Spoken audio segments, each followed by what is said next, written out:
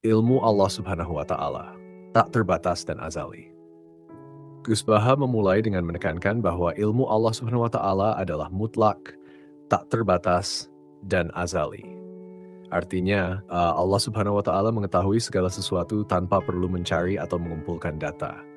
Pengetahuannya sudah ada sejak awal mula, meliputi setiap kejadian di masa lalu, masa kini, dan bahkan masa depan. Konsep ini menepis anggapan bahwa Allah perlu belajar atau mencari tahu tentang ciptaannya. Ilmunya adalah bagian integral dari zat-Nya yang maha sempurna. Wujud, keniscayaan keberadaan Allah Subhanahu wa Ta'ala. Sifat wujud atau ada adalah sifat pertama dan paling mendasar bagi Allah Subhanahu wa Ta'ala. Gus Baha menjelaskan bahwa keberadaan Allah adalah suatu keniscayaan wajib. Untuk memahami ini, seseorang bisa memulai dari pengamatan alam semesta. Alam raya yang begitu luas, kompleks, dan teratur dengan segala detailnya tidak mungkin ada dengan sendirinya. Pasti ada kekuatan besar yang menciptakannya, dan kekuatan itu haruslah melekat pada zat yang memang ada. Keberadaan alam semesta adalah bukti nyata akan wujudnya. 3. Qidam dan Baqa tanpa permulaan, tanpa akhir. Setelah wujud, Gus Baha melanjutkan dengan sifat Qidam, terdahulu, dan Baqa, kekal. Allah Subhanahu wa Ta'ala bersifat Qidam, artinya dia ada tanpa permulaan. Tidak ada yang mendahuluinya atau menjadi penyebab keberadaannya. Karena wujudnya tidak disebabkan oleh apapun, maka tidak ada pula yang bisa merusak atau menghilangkannya. Oleh karena itu, Allah Subhanahu wa Ta'ala juga bersifat Baqa, kekal abadi, tanpa akhir. Kedua sifat ini menegaskan kemutlakan dan keabadian zat Allah yang berbeda total dari makhluk ciptaannya yang memiliki awal dan akhir. 4. Mukhalafatul lil hawaditsi, berbeda dari makhluk. Salah satu inti tauhid adalah memahami bahwa Allah Subhanahu wa Ta'ala mukhalafatul lil hawaditsi, yaitu sangat berbeda dengan makhluk ciptaannya. Makhluk ada dari ketiadaan dan akan kembali tiada. Mereka terbatas oleh ruang, waktu, dan segala kekurangan. Sebaliknya, Allah Subhanahu wa Ta'ala ada sejak dulu dan akan selalu ada. Dia tidak menyerupai apapun dalam zat, sifat, maupun perbuatannya. Pemahaman ini sangat penting untuk menghindari syirik, yaitu menyamakan Allah dengan makhluk atau menganggap ada yang setara dengannya. 5. Qiyamuhu bini sendiri. Sifat qiyamuhu binafsihi berarti Allah Subhanahu wa Ta'ala berdiri sendiri, tidak membutuhkan apapun atau siapapun untuk eksistensinya.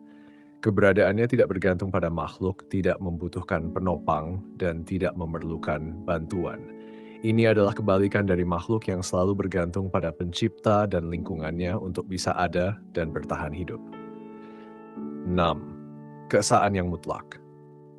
Gus Baha menegaskan sifat wahdaniyah, yaitu keesaan Allah Subhanahu wa Ta'ala. Dia esa dalam zatnya, tidak berbilang. Dia esa dalam sifat-sifatnya, tidak ada yang menyamai. Dan dia esa dalam perbuatannya, tidak ada sekutu dalam penciptaan dan pengaturan alam semesta.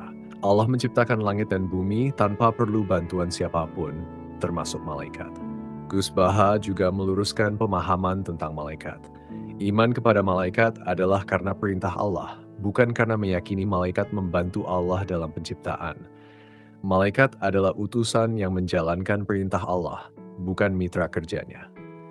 Bahkan Nabi pun merindukan malaikat Jibril, namun Jibril hanya bisa turun atas perintah Allah.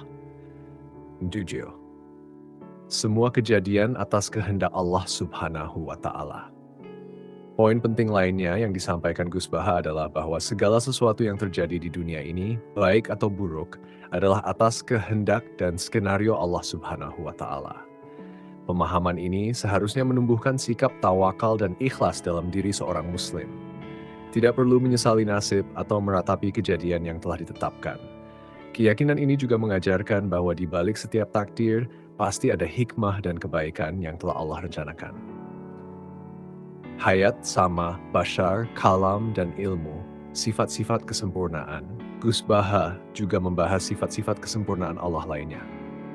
Hayat, kehidupan Allah adalah otomatis, karena dia memiliki sifat kudrah dan iradah, berkehendak. Kehidupannya tidak seperti makhluk yang membutuhkan organ atau sistem tertentu. Sama, bashar, melihat, kalam, berfirman, mengetahui.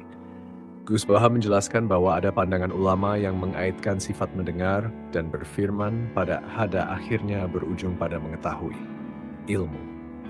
Namun, yang terpenting adalah meyakini bahwa Allah mendengar dan melihat segala sesuatu tanpa batas, tanpa harus menunggu kejadiannya terlebih dahulu dan tanpa memerlukan alat indera seperti makhluk.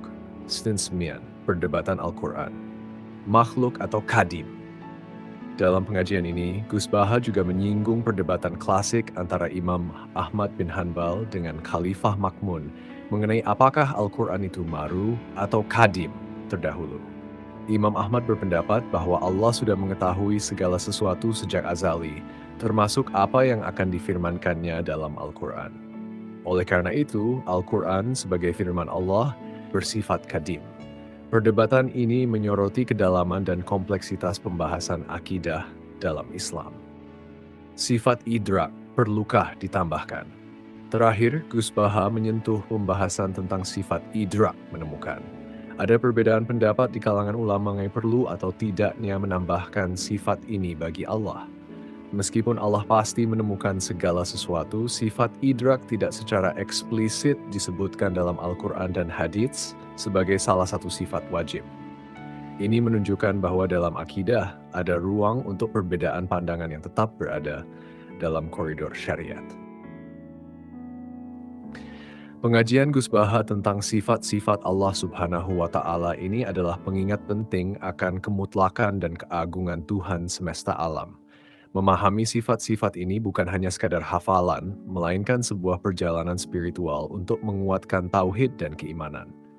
Dengan meyakini keesaan dan kesempurnaan sifat-sifat Allah Subhanahu wa Ta'ala, tanpa keraguan dan tanpa menyamakannya dengan makhluk, seorang Muslim dapat mencapai pemahaman yang benar tentang Zat yang Maha Kuasa dan menjadikan setiap aspek kehidupannya sebagai bentuk pengabdian kepadanya.